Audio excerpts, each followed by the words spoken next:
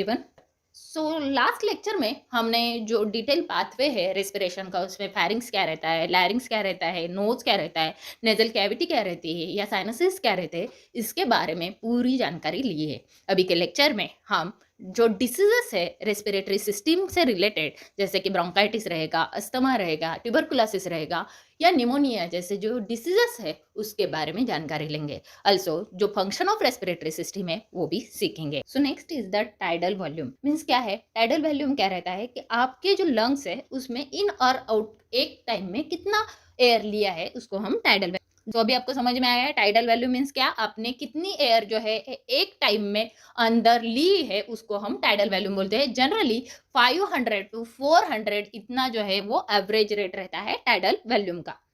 The next is the respiratory rate. What is mean by the respiratory rate? आप एक minute में कितनी बार सांस लेते हैं इसको रेस्पिरेटरी रेट बोलते हैं। और ये जो रेट है वो अराउंड 12 से 20 इसके बीच में होना चाहिए। अराउंड 15 जो है इसका एवरेज रेट कंसिडर किया जाता है। द अडल्ट बट बच्चों में जो है वो ज्यादा रेस्पिरेटरी रेट रहता है एज कम्पेयर टू अडल्ट, क्योंकि बच्चे जो है वो एक जगह पे बैठते नहीं, उनके सेल्स को ज्यादा ऑक्सीजन लगता है, उनके सेल्स बहुत थक जाता है। तो थक जाने की वजह से अल्सो उनका लंग्स का जो साइज है वो भी छोटा रहता है। इसकी वजह से उनका जो टाइडल वॉल्यूम है वो कम रहता है, और टाइडल वॉल्यूम कम रहने की वजह से एक मिनट में बहुत बार ब्रीदिंग करना पड़ता है।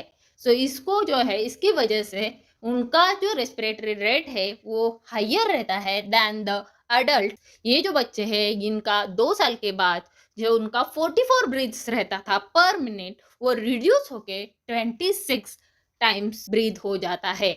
तो अभी आपको समझ में आया नॉर्मल रेस्पिरेटरी रेट जो है वो 12 से 20 इसके बीच में होना चाहिए। इससे कम हुआ तो भी आपको प्रॉब्लम हो सकती है, और उससे ज्यादा भी हुआ तो भी आपको ब्रीदिंग की प्रॉब्लम हो सकती है। सो कुछ डिसीजेस है related to the respiratory system. Respiratory है, हवा है, तो ऑब्वियसली उसमें डस्ट पार्टिकल रहेंगे, पोलन्स रहेंगे, और उसके वजह से जो रेस्पिरेटरी ट्रैक को एलर्जीज होती है उससे एलर्जीज बोलते हैं। आपके जो एयरवे है उसको इन्फ्लेमेशन या सूजन लाने का काम जो है ये एलर्जीज करती है या डस्ट पार्टिकल डर्ट करते हैं। देन अस्थमा क्या रहता है, आपके जो एयरवे है उसको इन्फ्लेमेशन सूजन आने की वजह से, एयरवे तो आपको मालूम है ट्रकिया ब्रॉन्ची, इसको सूजन आने की वजह से आपको ब्रीदिंग को डिफिकल्टी होती है, उसको अस्थमा ऐसे बोलते हैं। देन इन्फेक्ट आपके चेस्ट को इन्फेक्शन निमोनिया जैसा हो जाता है, उसके बैक्टीरियल फंगल वायरल कौन सा भी इन्फेक्शन रहेगा, या ब्रोंकाइटिस रहेगा, ब्रोंकस जो रहते हैं उनको इन्फॉर्मेशन रहेगा, या रेस्पिरेटरी डिसीजेस जो है जैसे कि फ्लूज वगैरह के वैसे भी इन्फेक्शन की वजह से आपको थोड़ा सा इन्फेक्शन आपके रेस्पिरेटरी ट्रैक को हो जाता है। लंग्स कैंसर के जैसे भी डिसीजेस रहेंगे उसकी वजह से भी आपकी रेस्पिरेटरी ट्रैक जो है वो खराब हो जाएगी, रेस्पिरेटरी सिस्टम खराब हो जाएगी।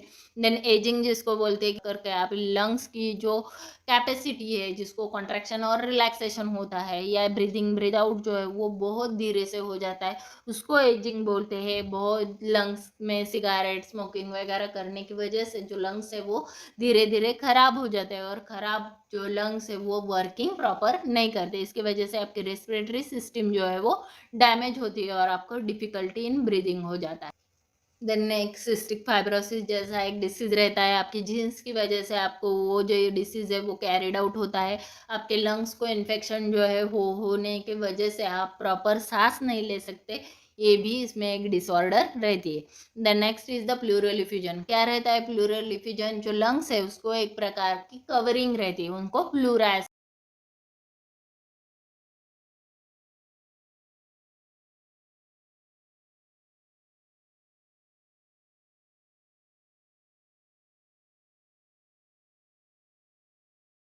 कॉन्ट्रैक्शन और रिलैक्स करता है और उसमें फ्रिक्शन नहीं होता।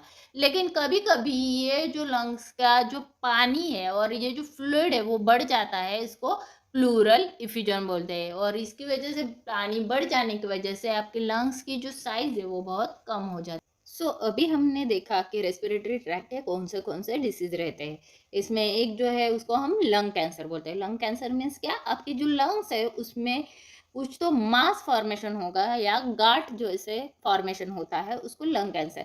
आपके जो नॉर्मल सेल्स है लंग्स के उसको रिप्लेस करके एबनॉर्मल सेल्स वहाँ फॉर्म होते हैं, और उसकी वजह से आपके जो लंग्स है वो प्रॉपर कॉन्ट्रैक्शन एंड रिलैक्सेशन नहीं कर सकते, और आप ब्रीथलेस हो जाते हैं, आपको बाकी के भी प्रॉब्लम्स उसमें क्रिएट हो जाते हैं। इनको क्या बोलते हैं हम? Obstructive chronic bronchitis. अभी ये जो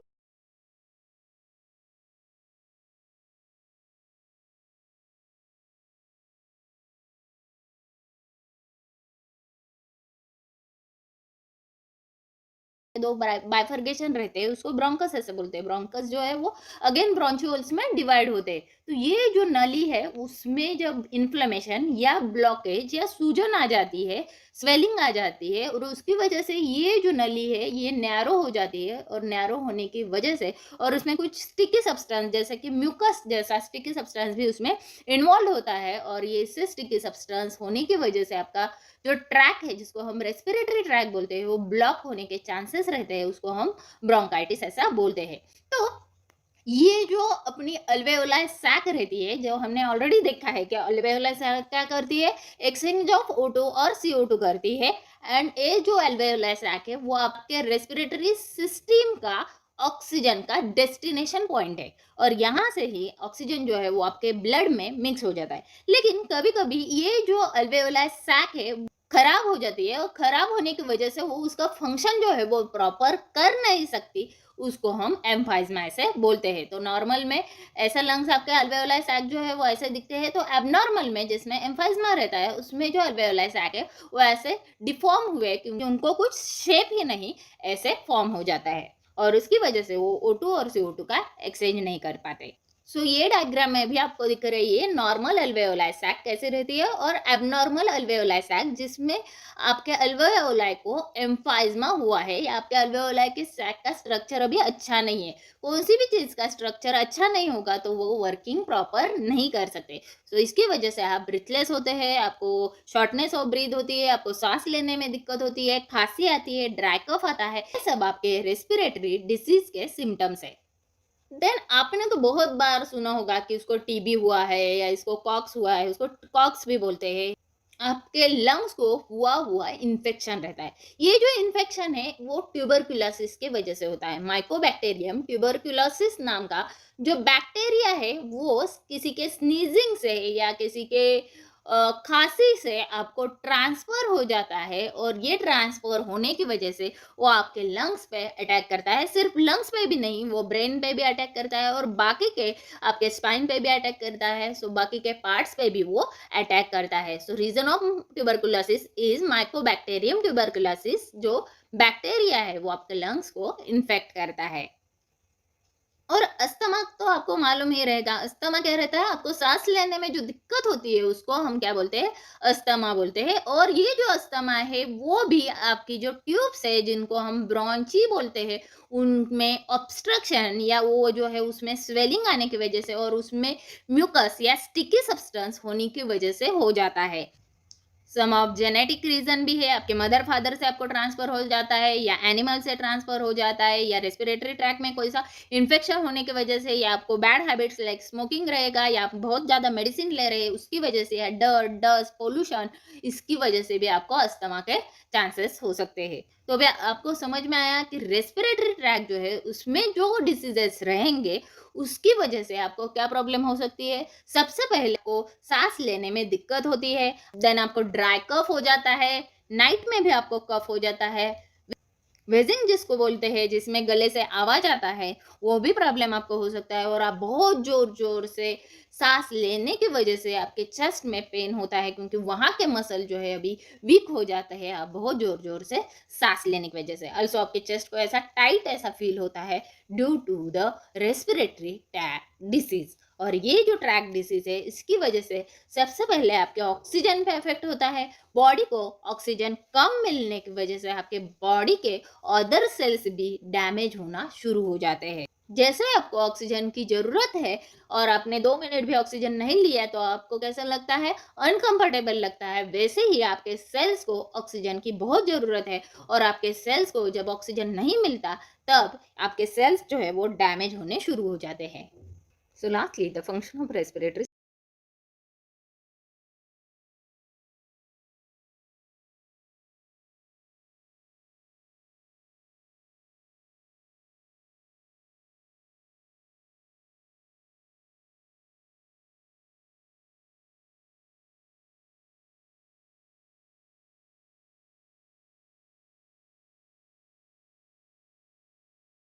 and third one is a regulation of blood pH. So ये ब्लड पीएच क्या रहता है, आपके ब्लड में जो कार्बन डाइऑक्साइड बढ़ जाता है उसकी वजह से आपका जो पीएच है वो डिस्टर्ब हो जाता है, और वो जो कार्बन डाइऑक्साइड है उसको चेंज करना O2 से, ये आपके रेस्पिरेटरी सिस्टम का वर्किंग रहता है।